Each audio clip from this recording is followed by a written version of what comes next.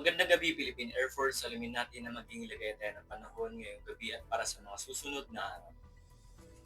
Para sa ating synoptic situation, patuloy pa rin natin minomonitor ang Tropical Depression Mirasol sa vicinity ng Kabugao, Apayao. May lakas na hangin na aabot ng 55 km/h sa sentro at may pagbugso ng 90 km/h. Naasahan na gagalaw ito northwestward sa bilis na 20 km/h.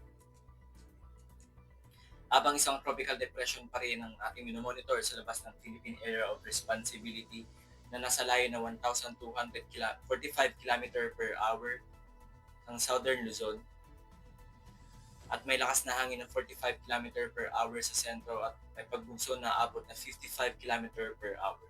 Naasahan na gagalaw ito west-northwestward sa bilis na 25 km/h. Habang southwest monsoon pa rin ang patuloy na umiiral sa southern portion ng Luzon, western section ng Visayas at ganun na rin ng Mindanao. Para naman sa track in intensity of Tropical Depression Mirasol, the next 12 hours inaasahan na babaybayin nito ang Northern Luzon at lalabas na ito ng Philippine Area of Responsibility. Sa track in intensity naman ng Tropical Depression sa labas ng PAR, inaasahan papasok ito ng late evening o bukas ng umaga.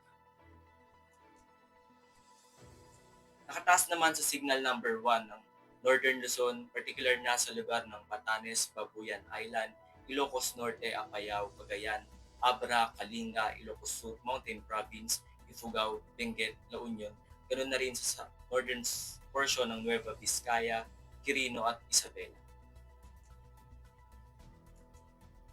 Para naman sa general area forecast for tomorrow, inaasahan na makakaranas ng cloudy skies with rain ang parte ng buong Luzon. Ganun na rin sa western section ng Visayas at Zamboanga Peninsula. Inaasahan naman na makakaranas ng partly cloudy skies with rain ang parte ng Visayas at ng Mindanao.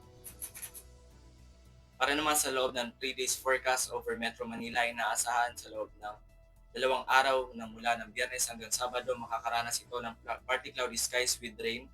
Pagsapit naman ng Linggo, makakaranas ito ng cloudy skies with rain. Ganun din sa Cavite at Lipa. Para naman sa Angeles, sa araw ng Biyernes, makakaranas ito ng cloudy skies with rain. Pagsapit naman ng Sabado, makakaranas ito ng partly cloudy skies with rain. At pagsapit ng Linggo, makakaranas ito ng cloudy skies with rain.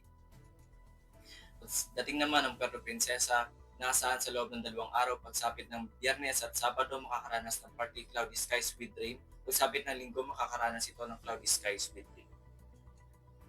Sa lugar naman ng Kalayaan Island, inaasahan sa araw ng Biyernes, makakaranas ng cloudy skies with rain. At pagsapit ng Sabado, makakaranas ito ng partly cloudy skies with rain. At pagsapit ng Linggo, inaasahan makakaranas ito ng cloudy skies with rain.